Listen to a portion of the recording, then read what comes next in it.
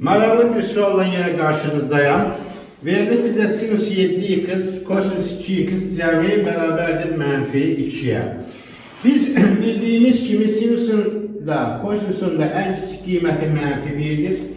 Bu hal mənfi 2 olmasın bu cəm deməli hər biri ayrı-ayrılıqda sinus 7x-da mənfi 1 və kosinus 2x da bərabər mənfi 1 nədir? Olmalı.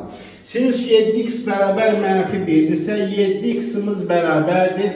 Mənfi pi bölgüsünün 2 üstə gəl 2 pi k. X'imiz bərabərdir. Bunu pm yazaq. Pm yazaqlar. X'imiz da bərabərdir. Mənfi pi bölünsün 14 üstə gəlinsin 2 pm bölünsün 7. Növbəti bərabərlikdən gördüyümüz kimi x bərabərdir. Sinus kosinus mənfi 1 pi'də alır.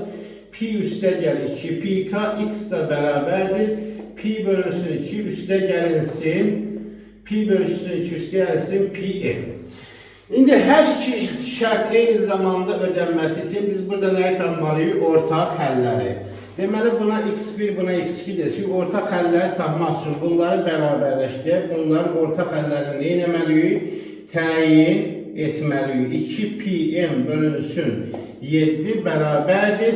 Pi bölünsün 2 üstə gəlinsin pi m bölünsün heç nə 1. Üstə gəlinsin pi m.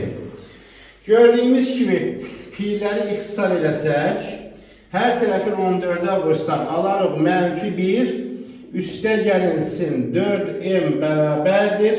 7 üstə gəlinsin 14n'ə. Gördüyümüz kimi 4m bərabərdir, alırıq 8 üstə gəlinsin 14m. Hər tərəfin 2'yə bölsəm 2m bərabərdir, 4 üstə gəlinsin 7m almış oluruq.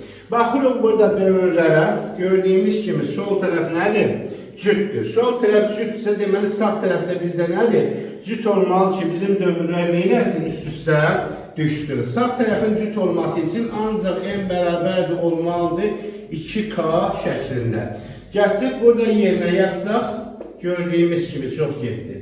Gətirib yerinə yazsaq, onda almış oluruq cavabımız x bərabərdir pi bölü 2 üstə gəlinsin 2 pi n. Və bu qədər sağ olunuz.